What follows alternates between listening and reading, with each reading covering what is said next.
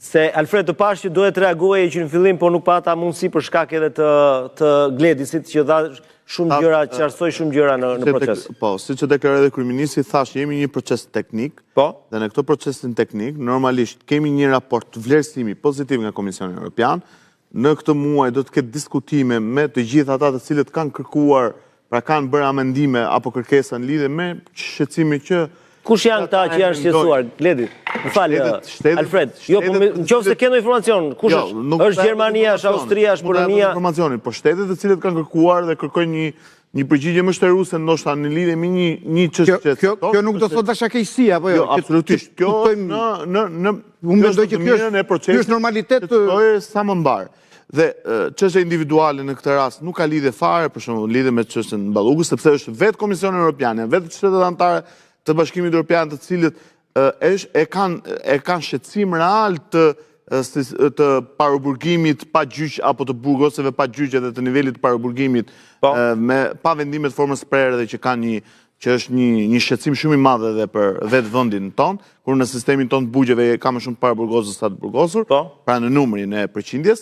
Dhe ajo që duhet të them, procesi integrimi në Europë nuk ka ngecur. Ma besoni, jemi në komunikimit të vazhdueshme me njerëz të cilët janë përfaqësues dhe përgëzojnë këtu ka një problem. Shteti shqiptar rritet sa pritshmëri që do mbyllim grup kapitull shpejt e shpejt. Po pra, sepse juve bën një krahasim me Malinezin në këtë rast.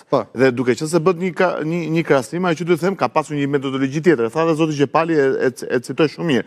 Ka pasur një tjetër metodologji dhe kanë pasur shumë kapitull që ka pasur problem. Kurse ne kemi më të rëndësishme 23-4-ën, që ta kesh informacion.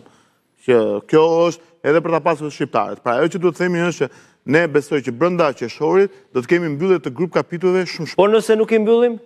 Se është ajo pyetje që kemi bërë Shumë sigurt që do të kemi mbyllje grup kapitulleve shumë shpejt. Kishte diçka? Po besoj dhe do të ftosh në qershor kemi bash. Jo, patjetër, unë uroj që ti mbyllim se ne atë duam, nuk kemi këtu po. Sepse ajo që shikon, ajo që thotë, sepse nuk dua që është vullneti i Bashkimit Evropian dhe po është vullneti i Bashkimit Evropian, vullneti i Bashkimit Evropian nuk ngrihet nëse ti nuk ke bërë një progres. Patjetër, teknikisht administrata ka punuar. Rrisjen e vendit. Alfred, teknikisht administrata ka punuar. Problemi është që nëse këto shtete që kanë rezerva janë rezerva nga, si thua, përmbushjet interesave të tyre që kanë në Shqipëri, apo janë në një farë mënyrë presion që i bëhen qeverisë shqiptare?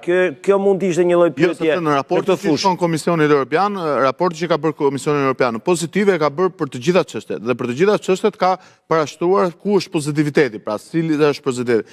Dhe në lidhje me këtë lloj raporti nuk po flas për shembull sot, çfarë mund të kenë ngritur vendet anëtare sot si shqetësim në konferencën që ka shqetësime të vazhdueshme, ka lidhje me sigurinë, ka goxha. Po për reformën drejtësi ka shqetësime? Kurse për reformën drejtësi ka komente vetëm pozitive. Vetëm pozitive. Po, vetëm pozitive sepse lufta ndaj korrupsionit, thash edhe një herë, lufta ndaj korrupsionit gjatë kësaj dekade të fundit ka qenë intensifikuar, ka qenë e jashtëzakonshme dhe një progres i jashtëzakonshëm. Kurse për çështje individuale në këtë rast, siç po flistit ose siç aludohet, dhe më vjen shumë keq ndonjëherë, realisht më vjen shumë keq kur shoh që një klasë politike, pra një forcë opozitare e këtij vendi, që unë kërkoj të jetë bashkë me ne në këtë proces, sepse është ëndra çdo shqiptari, dua që fëmia im nesër ta ketë pasaportën europiane, s'më intereson a jam unë i Partisë Socialiste apo jeti i Partisë Demokratike, por lufta dhe linçimi që po i bëhet dhe për të mbushur të gjithë opinionin publik, për të pasur këtë lloj deshkaqësie të ëndrës të çdo shqiptari për ta pasur këtë pasaportë europiane. Duke mbushur opinionin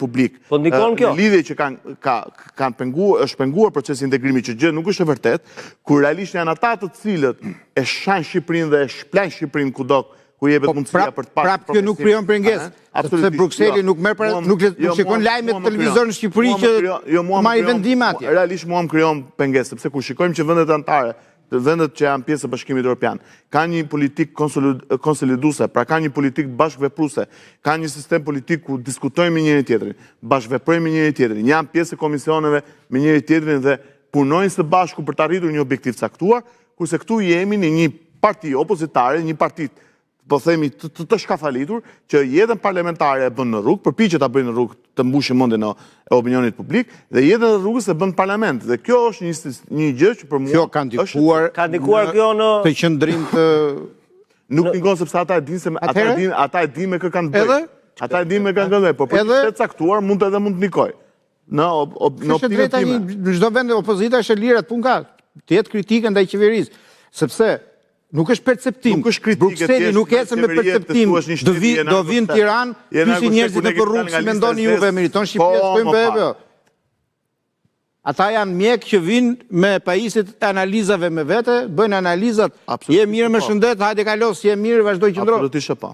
Mirë, shkojmë pa humbur kohën